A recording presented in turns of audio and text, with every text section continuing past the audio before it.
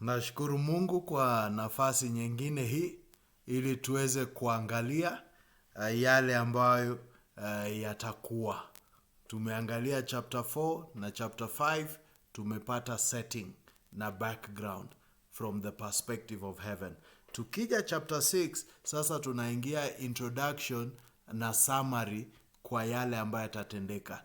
Na hapa kawaida ile example ninatumia na illustration ninatumia ni hata huwa tukisikia taarifa na tukisikia habari, iwe ni katika redio, iwe ni katika TV, huwa kawaida kwanza tunapata muktasari ama highlights, na tunapewa highlights. Na baada ya kupewa highlights, ukienda kwa habari hautarajii vitu tofauti na zile zilionekana katika highlights. Katika habari yenyewe utapata sasa maelezo zaidi na maelezo ya kina kuhusu yale ambayo yalidokezwa katika muktasari. And ndio maana tuliweka chapter 4 mpaka chapter 6 as introduction. Chapter 4 na chapter 5 inatupatia kuona the background, the mindset with which we are supposed to look at the judgments to come and the things ambazo zitafanyika. Lakini sasa chapter 6 tunapewa an introduction ama muktasari ama highlights ya the future history. Kwa hivyo what you have in chapter 6 ni summary ya the whole 7 years. Na hii summary ya the whole 7 years imewekwa in 3 main categories. Na hizo 3 main categories tutaona kulingana na the kind of images ambayo zitapeanwa. And of course, ukisoma hiyo chapter 6 kawaida unaona image ya kwanza ni ya hiyo the 4 horses, wakati the first 4 seals zinafunguliwa. And then image ya pili sasa ni bila hizo farasi. Na tukiona tunaenda kuangalia and lazima tuweze kuelewa, and there has been a lot of confusion hasa kuhusu hawa farasi wanne, and tutajaribu kuchukua time kuweza kuzichunguza vizuri na kuangalia what they are. Kwa hivyo tunaenda kuiangalia God willing, tutaiangalia in the 3 parts, tukijaribu kuwa each part tuichukue separately ili tuweze kuunderstand vizuri na tuweze kuelewa, kwa sababu tukitoka katika the 7 seals tuanze kuingia katika trumpets, sasa tutakuwa tunaangalia maelezo ya yale ambayo tumepewa. So this is a summary, alafu hii summary ndio itafafanuliwa ili tukiona tunaweza kuelewa. And hii summary imewekwa within ama under 3 headings ambayo tutajaribu kuangalia. First is the man of the times. Second will be the kind of times that will be, ama the conditions of the times. And then ya mwisho itakuwa ni the comfort during those times, ama sasa itakuwa ni the believers through that time. And of course tukifika hiyo sehemu ya mwisho ambayo tunaangalia the believers through that time, lazima tuanze kuleta ile perspective tumeona. Kristo ameshawakomboa, ushindi ni wao, wale watapitia hiyo nafasi. And of course tutaona tunapozungumzia the believers during that time, we are not talking about the church, we are talking about Israel. And tukiwa tutakuwa tunaangalia namna hiyo, tutaona Israel na ile shida watapitia, faraja watatoa wapi, na tutaona namna hiyo. Kwa hivyo tunaanza kuangalia the man of the times ambayo itakuwa ni kuanzia chapter 6 verse 1 mpaka verse 4 ambayo tunaangalia the 4 horses. Biblia inasema Revelation chapter 6 from verse 1 to verse 4. Kisha nikaona, and of course utaona it is the same pattern. Chapter 5 ilianza kisha nikaona, so it is a continuation. And all this anaona in the same vision aliyoambiwa, come up here and see, and I will show you the things which must be hereafter. Na alipoenda aliona heaven na the throne, akaona the book and the lamb, na sasa ni the lamb opening the book. Kwa hivyo hii ni continuation ya kile kiko katika chapter 5, kwa sababu you have seen the lamb and the book, na in chapter 5 tuliona the lamb alichukua kitabu na alichukua ili akifungue. Kwa hivyo chapter 6 ni the lamb anafungua kile kitabu, na anapofungua anasema, kisha nikaona napo mwanakondoo alipofungua moja ya zile muhuri, nikasikia mmoja wa wale wenye uhai wanne akisema kama kwa sauti ya nguruma, njoo. Nikaona na tazama farasi mweupe, na yeye aliyempanda ana uta, akapewa taji, naye akatoka ali akishinda tena apate kushinda. Na alipofungua muhuri wa pili, nikamsikia yule mwenye uhai wa pili akisema, njoo. Akatoka farasi mwingine mwekundu sana, na yeye aliyempanda alipewa kuiondoa amani katika nchi, ili watu wauane, naye akapewa upanga mkubwa. And that is the first two seals. Now the first two seals were descriptive of the man of the times. These are not literal horses. And kwa sababu ni symbolic horses, lazima tuangalie what is symbolized, what is emphasized.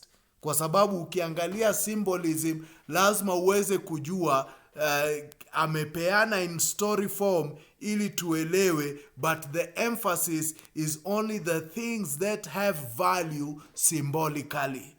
Kwa hivyo symbol ya farasi ni nini? Na kando na symbol ya farasi, kwa sababu vitu viwili vimekuwa described. Tunazungumzia the man of the hour, the man of the times, tunazungumzia mtu wa nyakati zile, lakini katika symbolism amepewa symbolism kulingana na kwanza farasi na rangi, na hiyo unaona itakurudiwa. Mtu amepanda farasi mweupe, mtu amepanda farasi mwekundu. Tukienda verse 5 kuendelea, mtu amepata farasi mweusi. Tukifika verse 7 itakuwa ni mtu amepanda farasi wa kijivujivu. And tunajuaje huyu mtu na hizi farasi ni symbolic? Kawaida huwa nitaruka kidogo, nitatumia verse 8.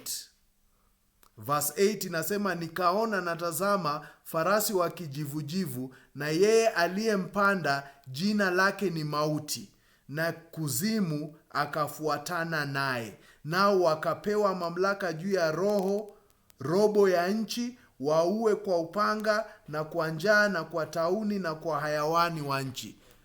And of course the rider anaitwa Mauti, na yule ambaye anafuatana na the rider ni Kuzimu. And definitely death is not a person, hell is not a person.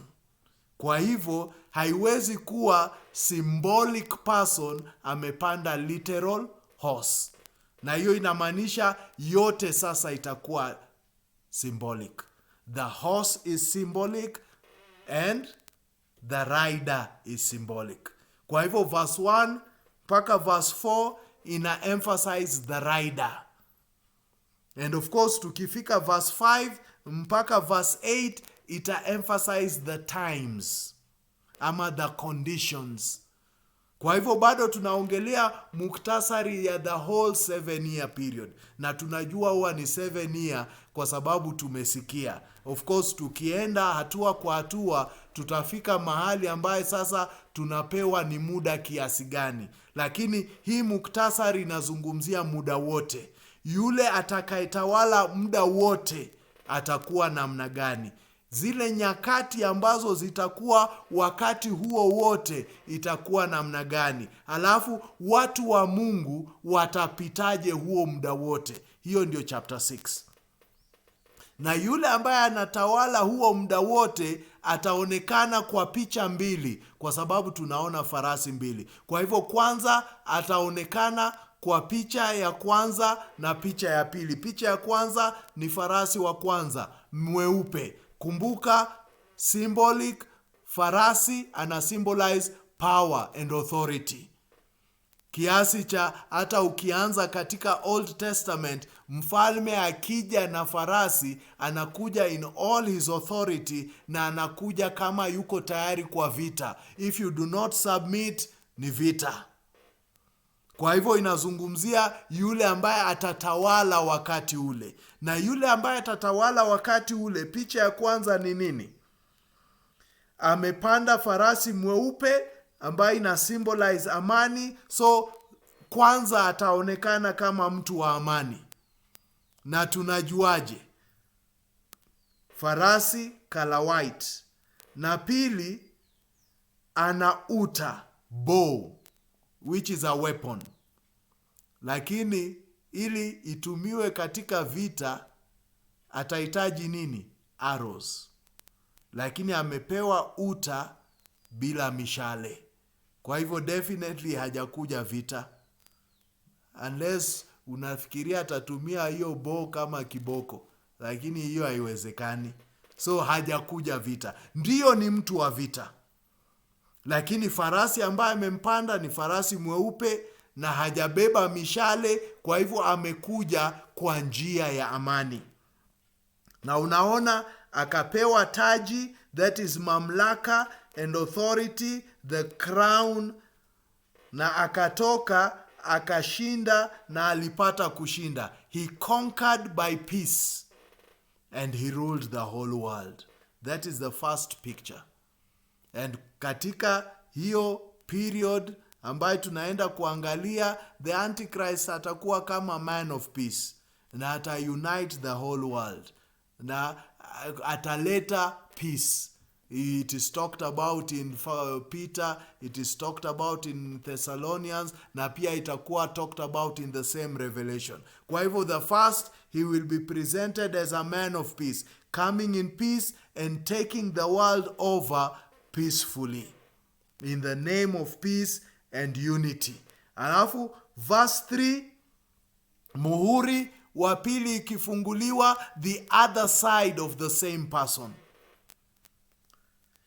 Mwenye uhai wa pili akisema njoo, akatoka farasi mwingine mwekundu, red horse. Red ina symbolize nini? Damu, umwagikaji wa damu. Sasa yule mtu wa vita aliyekuja kwa amani na akapumbaza dunia katika amani, sasa anakuja in his true colors kama mtu wa vita, na anasema farasi mwekundu sana, ye aliyempanda alipewa kuiondoa amani, ambayo hiyo tayari ina confirm kuwa ile amani tulikuwa tunasema white was symbolizing peace, na alileta peace duniani. But yeye ambaye ameleta peace duniani pia ndio atatoa hiyo peace, na ataiondoa amani katika nchi, ili, and take note vile imewekwa, watu wauane.